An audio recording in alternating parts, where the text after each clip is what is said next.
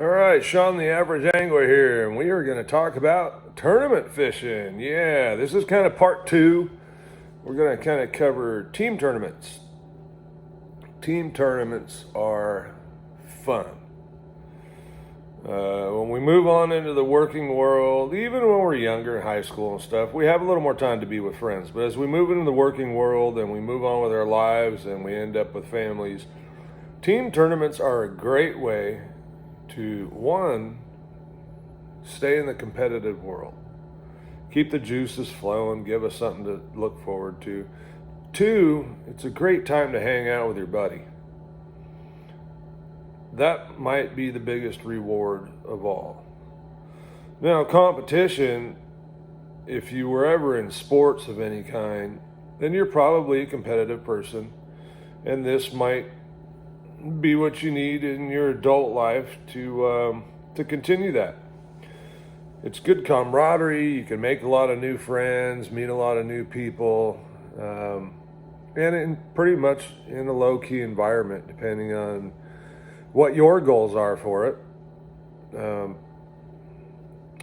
Here in California, we have a wide array of tournaments to choose from.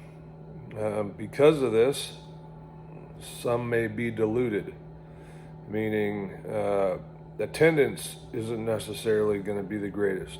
So if you're first starting out, you want to get involved in something like that, that might be the way to go. There are some bigger events that are bigger team events, such as Wild West Bass Trail. New Gen Bass is up and coming, has a great package this year. If you really want to get involved and you are competitive, New Gen might be a good way to go. They are back with a prize boat for 2022, which we haven't seen in quite some time in California. Other states may be different. I know some of the stuff in Texas that I see, I think it's Bass Champs, that's the Skeeter one. Some of those offer boats. Anyway, it was something we used to have in the past. We haven't seen it in a long time. So it's just something to consider. Second, team tournaments, you are not going to make a living. Matter of fact, most of those events here in California, if you're not in the top three, you'll be lucky to pay for the cost of the event. That said, I don't think we should be entering team tournaments to make a living. Fishing's expensive, especially here in California right now, with gas being over $5 a gallon.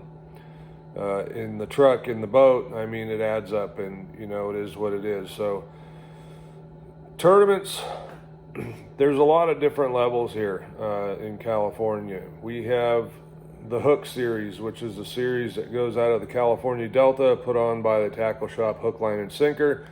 It's a great series. It's geared more towards the entry-level tournament fishermen. Also, Tracy Bass, same type of deal, also on the California Delta. They have restrictions, so as people get too many wins or get too established in the tournament fishing world, they are asked to move on. There's also a couple rookie leagues, Best Bass tournaments, and Future Pro. It's kind of misleading calling them rookie leagues because really they're not. The weights to win a tournament are that very, very similar to any other team tournament events with the same. Those are both 5-fish formats. I know Wild West uses a 7-fish format, and I think New Gen did in some of their events. I'm not sure about all of them. First thing, always check all the rules when you're joining a team tournament circuit, okay? Because they're not all the same. Some of them have different little things like 5-fish limit, 7-fish limit. Some may require you to use a puncture-free culling system or no culling system at all.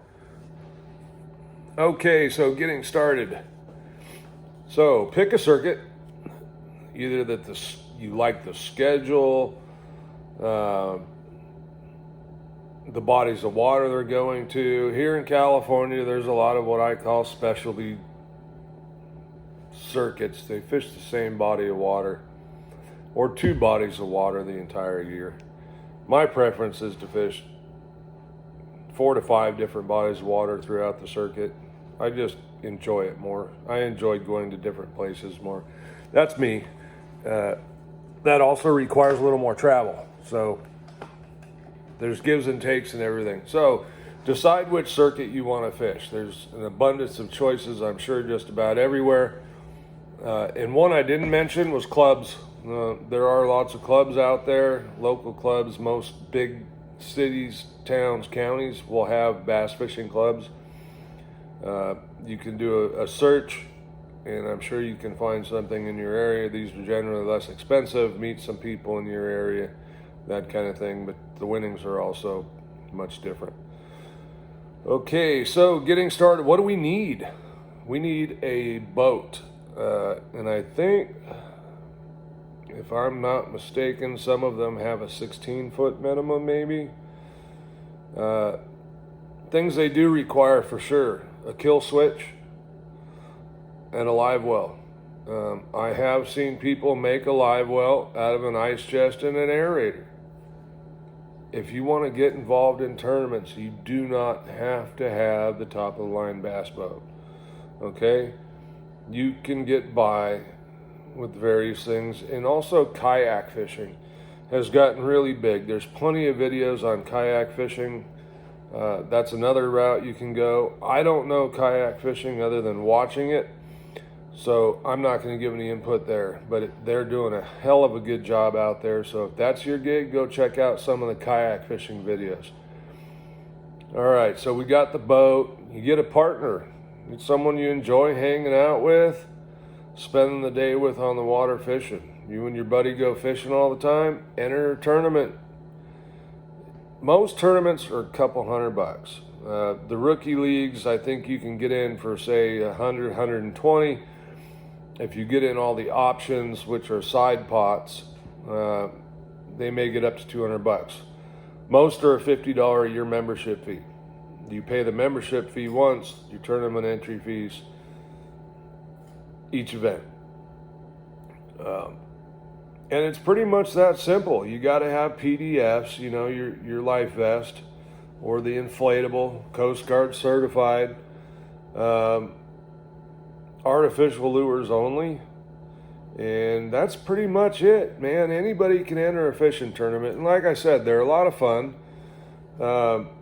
Get to hang out with your buddy. I've been fishing with the same 2 partners for actually 3 different partners for probably the last 35 years. And those friendships have maintained through fishing. As I've gotten into my 50s, we've all gotten into our 50s and some of us 60s. We've maintained friendships through fishing and continuing to do the tournaments. Now, we're all competitive. We all want to win. But the biggest part of it is friendships.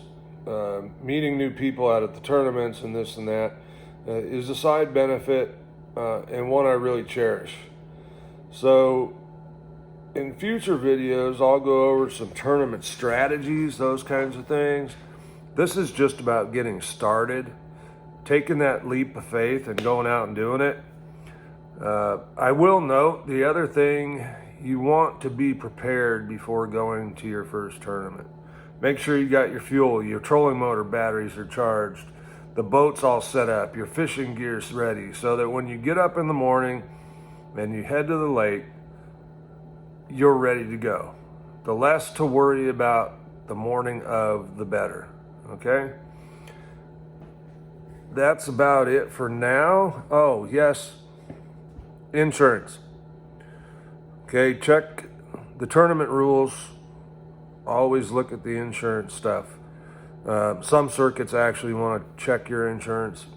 I've had it done a couple times out of hundreds of tournaments, only a couple times. But there are some special insurance requirements that maybe if you were just a recreational fisherman prior, you didn't have. It's just extended coverages and things like that.